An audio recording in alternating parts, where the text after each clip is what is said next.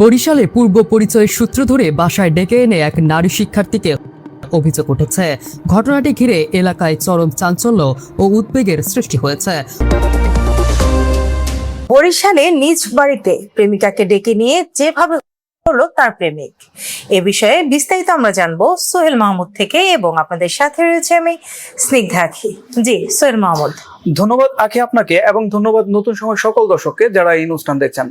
আমরা আজকে আপনাদের যে ঘটনাটির অনুসন্ধান জানাবো সেটি খুবই মর্মান্তিক একটি ঘটনা, এবং ঘটনাটি ঘটেছে বরিশাল শহরে। গত 23 এপ্রিল বৃহস্পতিবার দুপুরে শহরের মুন্সিগেরাজ এলাকার একটি বাড়ি থেকে 21 বছর বয়সী সানজিদা কবির অনিতা নামের এক তরুণীর উদ্ধার করে পুলিশ। এবং এই যে অনিতা, সে হচ্ছে বরিশাল বিএম কলেজের অনার্স প্রথম বর্ষের ছাত্রী। আমরা অনুসন্ধানে জানতে পারি এই যে অনিতা, উনি পটুয়াখালীর কলাপাড়া উপজেলার শাহিন হাওলাদারের মেয়ে। সে বরিশাল বিএম কলেজে পড়াশোনার জন্য মুন্সিগেরাজ এলাকায় তার মাকে নিয়ে একটি ভাড়া বাসায় থাকতেন।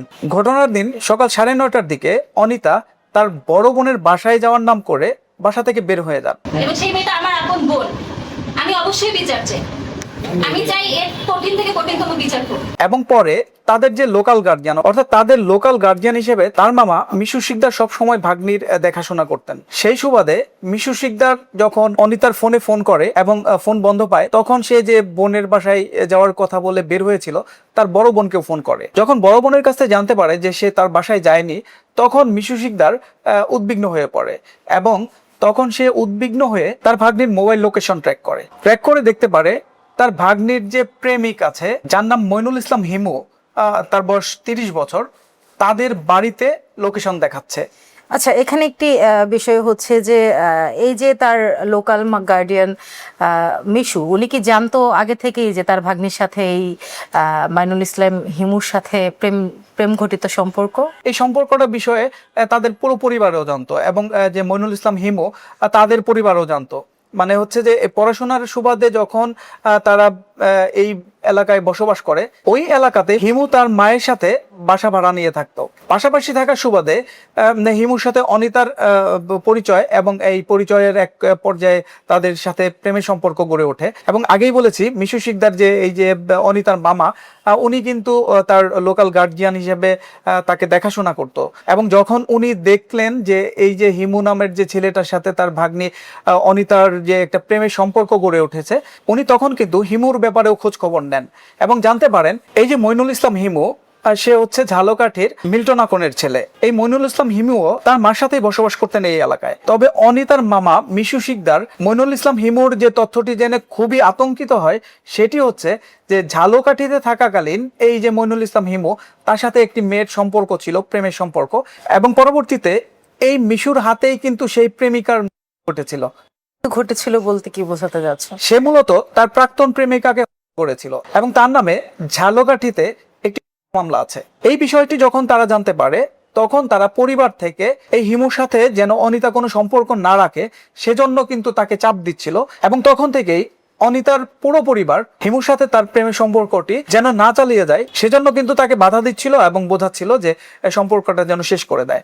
স্বাভাবিক, কারণ হচ্ছে যে যখন একটি পরিবার জানতে পারছে যে তার মেয়ের যে প্রেমিক, যাকে সে ভালোবাসছে, বিয়ে করতে চাচ্ছে, তার আগের প্রেমিকাকে একজন সাথে, তো আর পরিবার চাবে না কোনোভাবেই তার মেয়ের সম্পর্ক হোক বা বিয়ে দিতে। অবশেষে দেখুন, এই যে মইনুল ইসলাম তার প্রাক্তন প্রেমিকার সাথে যে ঘটনাটি ঘটিয়েছিল, অনিতার সাথেই শেষ পর্যন্ত এই ঘটনাটি ঘটালো। অর্থাৎ পুলিশ যে বাড়ি থেকে অনিতার উদ্ধার করে, সে বাড়িটি ছিল মইনুল ইসলাম হিমুর, এবং হিমুর রুম থেকেই তার উদ্ধার করে পুলিশ। আচ্ছা, এবং এরপর থেকেই মইনুল ইসলাম হিমু পলাতক রয়েছে। তার মানে এই যে অনিতার এটির তথ্য মূলত তার মামা, যে সে মোবাইল ট্র্যাক করে তার লোকেশন পায় হচ্ছে যে তার প্রেমিকের বাসায়, হিমুর বাসায়। তো পরবর্তীতে সেখানে গিয়ে তার মামা অনিতা দেখতে পেয়ে পুলিশকে খবর দেয়। হ্যাঁ, তখন উনি বুঝতে পারে যে অনিতা হিমুদের বাসায় রয়েছে, এবং হিমুর বাসায় সে চলে যায়, গিয়ে হিমুর রুমেই দেখতে পায়, এবং দেখতে পেয়ে তখন পুলিশকে উনি জানান, এবং পুলিশ তখন গিয়ে তার উদ্ধার করে, এবং সিআইডি ফরেনসিক টিম সেখান থেকে ফরেনসিক যে আলামত আছে সেগুলো উদ্ধার করে। আমরা যখন বরিশাল কোতোয়ালি মডেল থানার ভারপ্রাপ্ত কর্মকর্তা ওসি আল মামুনুল ইসলামের সাথে কথা বলি, তখন উনি আমাদেরকে জানান যে সিআইডির ফরেনসিক টিমের কাছ থেকে উনি জানতে পারেন যে এই যে অনিতার শরীরে কালো ছোপ ছোপ দাগ আছে এবং তারা প্রাথমিকভাবে যেটি ধারণা করে যে অনিতাকে শ্বাসরোধ করা হয়েছিল। এরপর অনিতাকে বরিশাল সদর হাসপাতালে ময়নাতদন্তের জন্য পাঠায় এবং পুলিশের পক্ষ থেকে যেটি জানানো হয় যে ময়নাতদন্ত শেষে সেই ময়নাতদন্তের রিপোর্ট অনুযায়ী ওনারা মামলার পরবর্তী কার্যক্রম চালিয়ে যাবেন।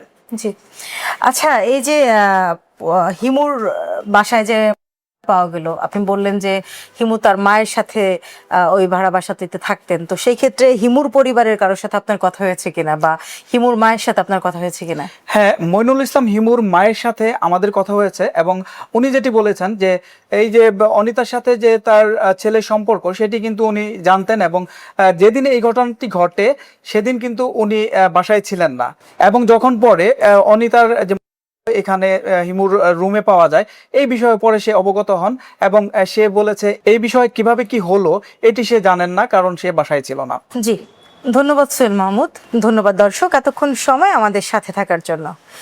আসলে ভুল মানুষকে ভালোবাসা, ভুল মানুষের সাথে সঙ্গ, এটা কিন্তু একটি ভয়ঙ্কর দিক। এই যে অনিতা, সে যদি পরিবারের কথা শুনতো এবং সে যদি এই হিমু সম্পর্কে জানার পরে হিমু থেকে দূরে চলে আসতো, তাহলে কিন্তু আজকে তার প্রাণটি এভাবে যেত না। তো সেই ক্ষেত্রে আমরা সবসময় যেটি বলি যে আপনার সন্তান কোথায় যাচ্ছে, কি করছে, কার সাথে মিশছে, একটু সচেতন হন। সন্তানরা অবুঝ হবে, এটাই স্বাভাবিক। একটা সময় বা একটা বয়স থাকে যখন তারা আসলে আবেগের বশে চলে, তারা অতটা চিন্তা বা অনেক কিছু বুঝতে পারে না। সেই ক্ষেত্রে আমার মনে হয় যে আপনারা যারা অভিভাবক আছেন তারা একটু সচেতন, একটু কঠোর হলে তাহলে কিন্তু এই যে এরকম দুর্ঘটনার হাত থেকে আপনার সন্তান রক্ষা পেতে পারে। এই ঘটনায় যে মূল আসামি হিমু, সে এখন পর্যন্ত পলাতক রয়েছে। তো পরবর্তীতে উনি গ্রেফতার হলে বা ঘটনা কোন দিকে যায় সেটি জেনে অবশ্যই আপনাদেরকে জানাবো। আজকের মতো বিদায় নিচ্ছি, ভালো থাকবেন, সুস্থ থাকবেন, আল্লাহ হাফিজ। আল্লাহ হাফেজ।